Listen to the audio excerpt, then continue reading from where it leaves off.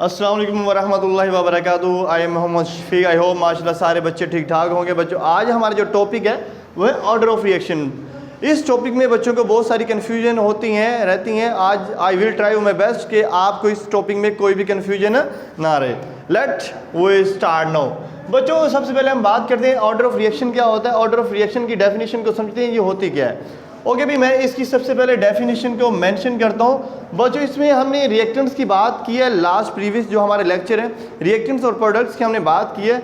आज हम उसको डिटेल में बात करते हैं। उसमें बच्चों हमने बात करनी सबसे पहले the sum of all exponent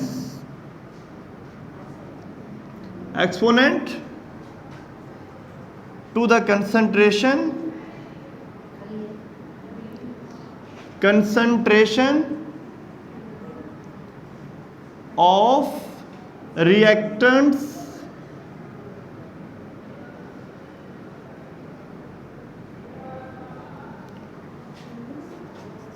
to the raised power। ठीक है, इसमें आप पावर लिख लें। लेट बी सपोज बच्चों हम क्या करेंगे, हमारे पास दो रिएक्टेंट्स हैं। क्या है? ए और बी हैं दोनों आपके। हमने इस चैप्टर के हम इरिवर्सिबल रिएक्शन की बात कर रहे हैं। हमने 10th क्लास में बात की थी, उसमें रिवर्सिबल रिएक्शन थे जिसको law of mass action follow करता था। लेकिन ये हमारे पास इरिवर्सिबल है। इसमें हमने जो ऑर्डर ऑफ रिएक्शन वो इस तरह के रिएक्शंस को मेंशन करता है। इनके आगे जब ये दोनों मिलेंगे तो सी और डी हमारे पास एक प्रोडक्ट बन जाएगा। ठीक है, ये रिएक्टेंट है, इसकी जो कोफिशिएंट है वो हमारे पास स्मॉल है, इसका क्या है स्मॉल बी है, और इसका स्मॉल सी और इसका स्मॉल डी है। ठीक है, और इसको रेट ऑफ रिएक्शन से मेंशन करते हैं आर ऑफ आर। इसको मैं ऐसे लिखता हूँ। ठीक है, rate of reaction is equal to K. आपका क्या होता है, एक कॉन्स्टेंट होता है। क्या होता है, जब प्रपोर्शन को आप चेंज करते हैं तो क्या होता है, एक कॉन्स्टेंट आता है जिसको के कहा जाता है। अब जो हमने जो इसकी जो मोलर कंसंट्रेशन होती है उसको आप स्क्वायर ब्रैकेट से जाहिर करते हैं। ठीक है, ये बातें ध्यान से अंडरस्टैंड करते जाना। अब हमारे पास जो ए है वो जो हमारे पास रिएक्टेंट है। बच्चों, जब भी रिएक्शन होता है जो आपके रिएक्टेंट्स मिलेंगे तो रिएक्शन होगा, अदरवाइज रिएक्शन तो होगा नहीं। पहले रिएक्टेंट्स मिलेंगे तो तब ही रिएक्शन होगा, मीन तब ही प्रोसीड होकर प्रोडक्ट में क्या हो जाएगा, कन्वर्ट हो जाएगा। अब ध्यान से जो कोफिशिएंट होता है ये हमें ये रूल बताता है, जो कोफिशिएंट होता है वो पावर बन जाती है। जो डेफिनेशन है, जो ऑर्डर ऑफ रिएक्शन की डेफिनेशन वो बता रही है जो आपकी जो पावर होती है, सो जो कोफिशिएंट होता है वो उसकी एक्सपोनेंट बन जाती है। अब हमारे पास जो बी है उसको हम देखते हैं। बी का भी क्या होगा, स्मॉल बी ऊपर आ जाएगा कोफिशिएंट।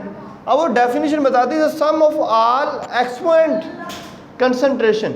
हम रिएक्टेंट्स के जो एक्सपोनेंट मीन जो कोफिशिएंट की जो कंसंट्रेशन है, कंसंट्रेशन की जो कोफिशिएंट है उनकी जो सम है उसको क्या कहते हैं, ऑर्डर ऑफ रिएक्शन। हमारे पास ए और बी है, दोनों का जो सम होता है वो क्या कहलाता है, ऑर्डर ऑफ रिएक्शन। हमें ये बता रहा है, ये जनरल रिएक्शन है, ये बता रहा है इस रिएक्शन का जो ऑर्डर होगा वो क्या होगा, ए प्लस बी होगा। एक और बात याद रखना, इसको थ्योरेटिकली हम मेंशन नहीं कर सकते कि आया कि जितने वो आपके रिएक्टेंट्स के कोफिशिएंट होंगे उसका ऑर्डर होगा। इसको एक्सपेरिमेंटली बयान किया जाता है। ठीक है, अब लेट बी सपोज मेरे पास अगर कोई रिएक्शन है, लेट बी सपोज H2 और I2 है। ठीक है, तो आप इसको 100% ये नहीं बता सकते कि इसके जो कोफिशिएंट है वो जो पावर बन जाएंगे, ये भी 1 है तो ये भी 1 है, तो आपके H2 1 और H2 ये भी 1 है। ये 1 और 1 दोनों मिलके 1 वर्ड क्या हो जाएगा, 2। ये आप 100% नहीं बता सकते कि आपका ये सेकंड ऑर्डर होगा।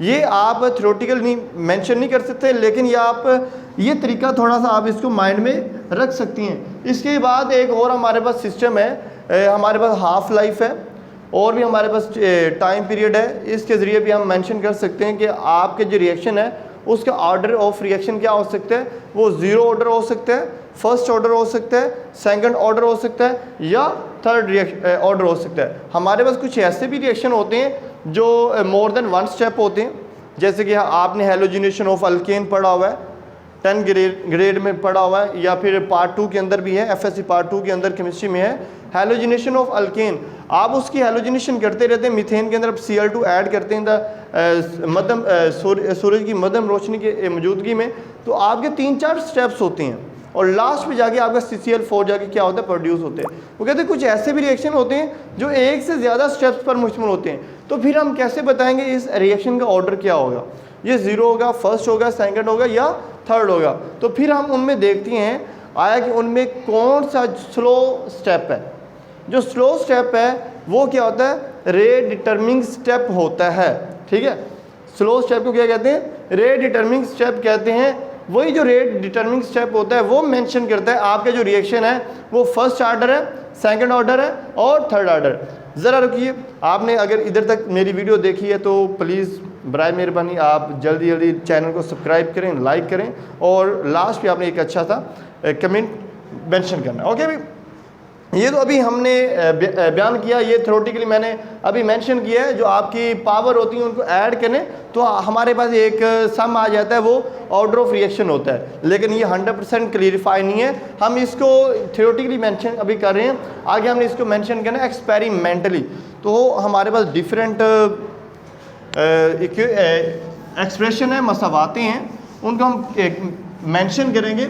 अब हमारे पास डिफरेंट टाइप्स के क्या होते हैं, एक हम क्या कर सकते हैं, सम से कर सकते हैं, सम ऑफ एक्सपोनेंट से कर सकते हैं, और दूसरे नंबर पे हम क्या किससे कर सकते हैं, जो आपका स्लो स्टेप होता है। क्या होता है, slow step in a rate equation या रेट एक्सप्रेशन या रेट रिएक्शन के अंदर जो स्लो स्टेप होता है उसके ज़रिए हम मेंशन कर सकते हैं कि आया कि इस रिएक्शन का ये वाला ऑर्डर होगा। हमारे पास बच्चों रिएक्शन होते हैं, ऑर्डर होते हैं। सबसे पहले ज़ीरो ऑर्डर होता है, क्या होता है, ज़ीरो ऑर्डर होता है, ठीक है। उससे आगे बच्चों हमारे पास होती हैं फर्स्ट ऑर्डर होता है। उसके बाद बच्चों हमारे पास सेकंड ऑर्डर होता है और लास्ट में बच्चों हमारे पास जो ऑर्डर होता है ये थर्ड ऑर्डर होता है। क्या होता है, थर्ड ऑर्डर होता है, ठीक है। तो ये जो ऑर्डर है ये आपके रिएक्शन को मेंशन करते हैं आके, जैसे कि हमने लॉ ऑफ मैथ सेक्शन में किया, वो रिवर्सिबल रिएक्शन को बयान करता है। तो ये है जो रिएक्शन है, ये जो ऑर्डर्स हैं ये हमारे इरिवर्सिबल रिएक्शन को बयान करते हैं। आया कि आपकी जो रेट ऑफ रिएक्शन है वो फर्स्ट ऑर्डर है, उसकी स्पीड क्या है, उसका रेट क्या है, वो सेकंड है, थर्ड है या आपका फर्स्ट ऑर्डर है। और जो फर्स्ट ऑर्डर को जो आपका ज़ीरो ऑर्डर रिएक्शन होता है, इसमें बच्चों आपने याद रखना है जो ज़ीरो ऑर्डर रिएक्शन होता है ये आपके इंडिपेंडेंट ऑफ कंसंट्रेशन होता है। क्या होता है, इंडिपेंडेंट ऑफ कंसंट्रेशन होता है, ये आपने याद रखना है।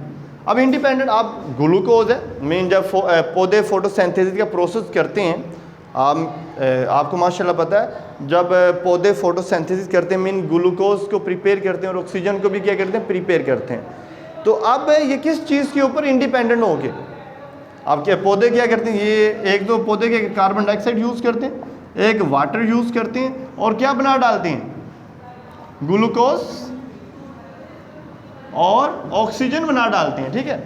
तो ये कब होता है, ये कब होता है, जब सनलाइट मौजूद होती है, in the presence of sunlight. आप देख, अगर सूरज की रोशनी नहीं होगी, ये जो जितनी मर्जी इसकी कंसंट्रेशन हो, पानी की कंसंट्रेशन जितनी मर्जी हो, तो ये रिएक्शन प्रोसीड नहीं होगा, आपकी ग्लूकोज और ऑक्सीजन प्रिपेयर नहीं होगा। तो मीन ये वाला जो रिएक्शन है ये क्या इंडिपेंडेंट है, ये कंसंट्रेशन के क्या है, इंडिपेंडेंट। ओके बच्चों, आई होप कि माशाल्लाह आपको आज इधर तक समझ आया होगा। नेक्स्ट हम बात करेंगे फर्स्ट ऑर्डर क्या होता है, सेकंड ऑर्डर क्या होता है और थर्ड ऑर्डर क्या होता है। Okay bye, take care.